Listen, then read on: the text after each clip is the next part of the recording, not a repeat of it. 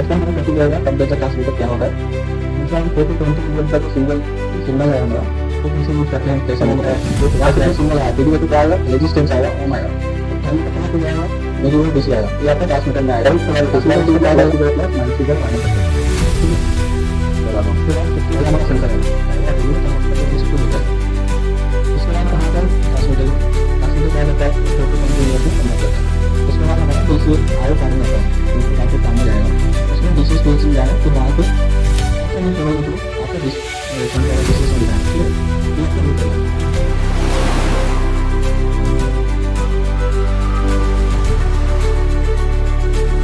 दोस्तों हमने स्टार्ट किया इंस्ट्रूमेंट टेक्नीशियन का कोर्स, जिसमें हम आपको एक वीडियो लेक्चर दे रहे हैं फ्राइडे और ट्यूसडे के दिन। ठीक है, अगर आप इंस्ट्रूमेंट टेक्नीशियन को सीरियसली सीखना चाहते हैं तो आप इस यूट्यूब चैनल को सब्सक्राइब करें और नोटिफिकेशन का जो बेल आइकन है उसको प्रेस करें, ताकि आपको कंटिन्यू नोटिफिकेशन मिले जब हम वीडियो अपलोड करें तो। ठीक है, हमने लास्ट वीडियो में टेम्परेचर मेजरमेंट का हमने अभी स्टार्ट किया है। तो लास्ट वीडियो में हमने देखा था what is temperature measurement, types of temperature sensor, RTD का वर्किंग प्रिंसिपल, उसके बाद थर्मोकपल वर्किंग प्रिंसिपल, उसके बाद आरटीडी और थर्मोकपल का डिफरेंस देखे थे।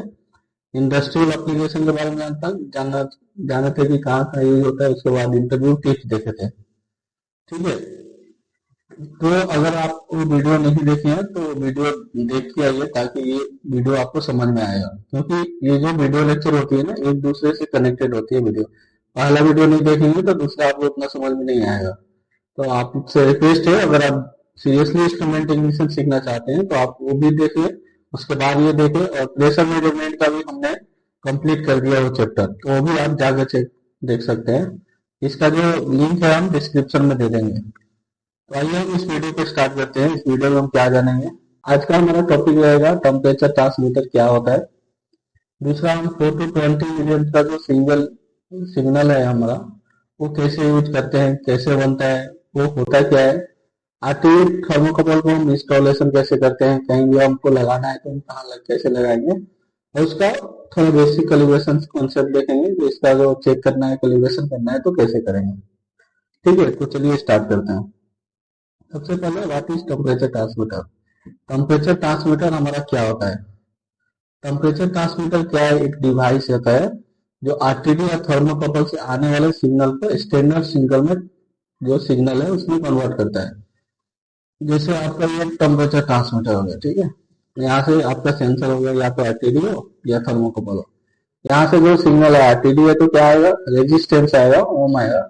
और थर्मोकपल है तो क्या आएगा, मिलीवोल्ट डीसी आएगा। ये आपका ट्रांसमीटर में आएगा। ट्रांसमीटर इसको क्या करेगा, 4 to 20 मिलियंस में कन्वर्ट करके हमें पीएलसी को देगा। पीएलसी से फिर वो इथरनेट केबल के थ्रू हम क्या करेंगे, उसका डीसीएस में लेंगे। ठीक है, ये आपका लूप होता है। उसके बाद इनपुट सिग्नल हो सकता है, क्या हो सकता है, मैंने पहले ही बताया आरटीडी का इनपुट सिग्नल क्या होगा, रेजिस्टेंस होगा, ओम होगा। क्योंकि कोई जब हम आरटीडी को हीट करते हैं तो हमें क्या देता है, रेजिस्टेंस देता है। और थर्मोकपल क्या होगा, मिलीवोल्ट डीसी देगा। ठीक है, ये भी ध्यान रखिएगा, ये इंटरव्यू में पूछा जाता है मोस्टली। उसके बाद उसका आउटपुट सिग्नल 4 to 20 मिलियंस होगा।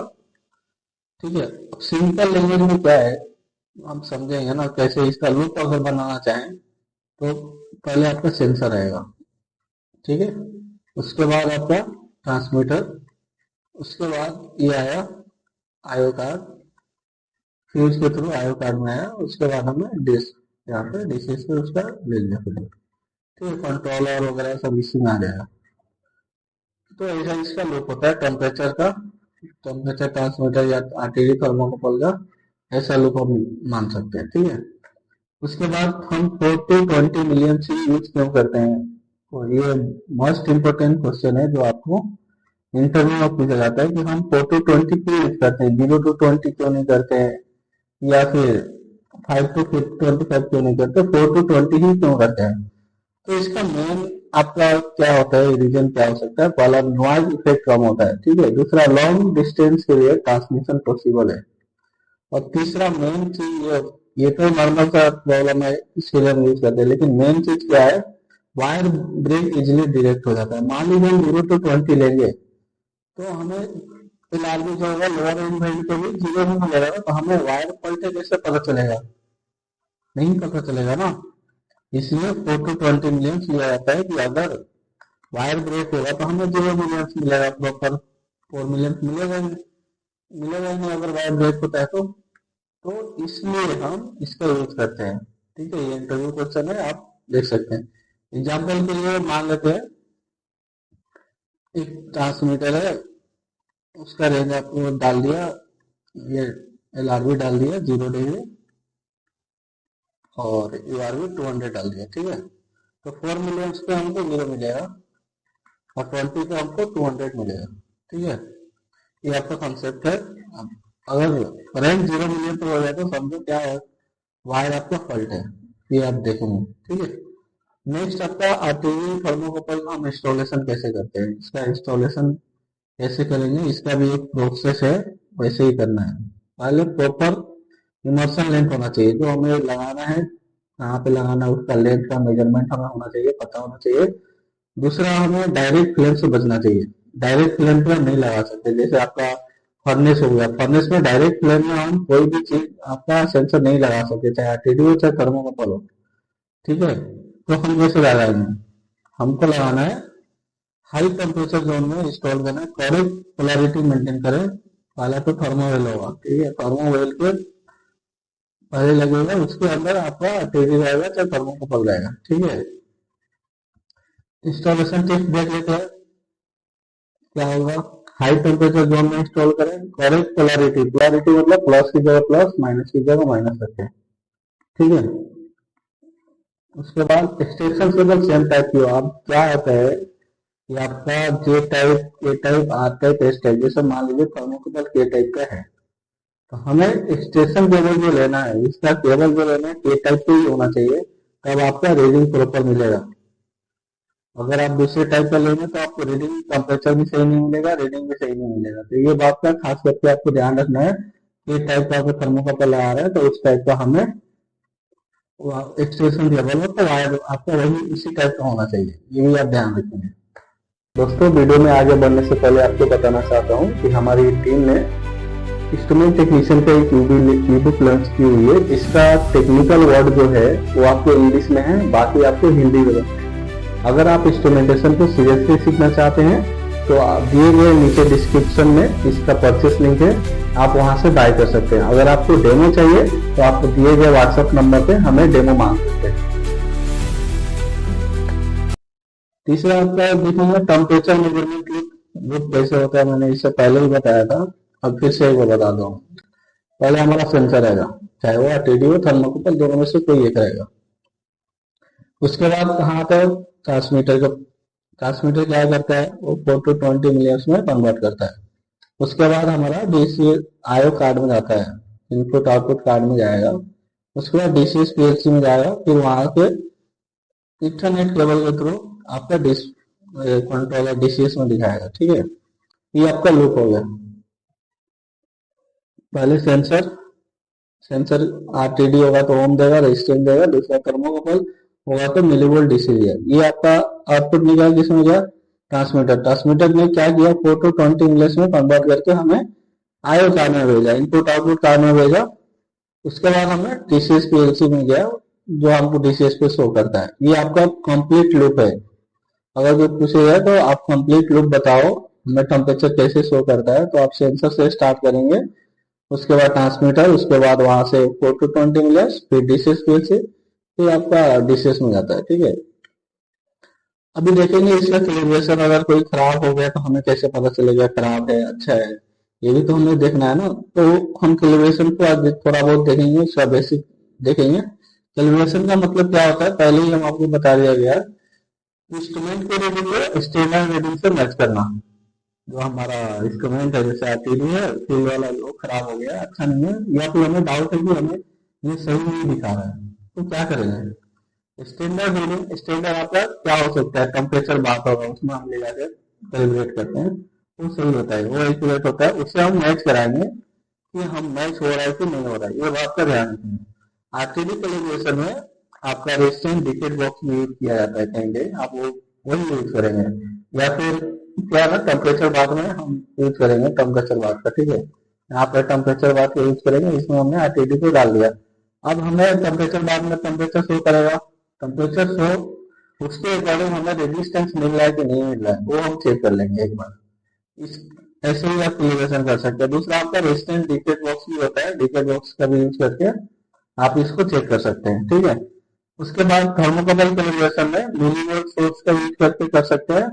अगर हमारे पास मिलीवोल्ट सोर्स नहीं है तो सेम आपका टेम्परेचर बार लेंगे, टेम्परेचर बार में थर्मोकपल में डालेंगे, फिर हमें हीट ये आपका मान लीजिए टेम्परेचर शो करेगा कि कितना डिग्री टेम्परेचर बार में हमारा टेम्परेचर है, उसके अकॉर्डिंग हमें मिलीवोल्ट डीसी मिल रहा है कि नहीं मिल रहा है वो हम चेक कर लेंगे। तो ये कंसेप्ट आपका क्लियर हो गया। उसके बाद देखेंगे, अब थोड़ा बहुत देख लेंगे इंटरव्यू टिप्स, जो कि मोस्टली क्वेश्चन पूछा जाता है हमारा इंटरव्यू में। क्या पूछा जाता है, why instrument, why transmitter is use. Transmitter हम क्यों यूज करते हैं, हम टेम्परेचर गेज यूज कर सकते हैं, टेम्परेचर ट्रांसमीटर यूज करने का क्या रीजन है। तो देखिए क्या है, एक टेम्परेचर गेज हम यूज करेंगे तो हम ओनली फील्ड के लिए यूज करेंगे, तो हमें फील्ड में शो करेगा।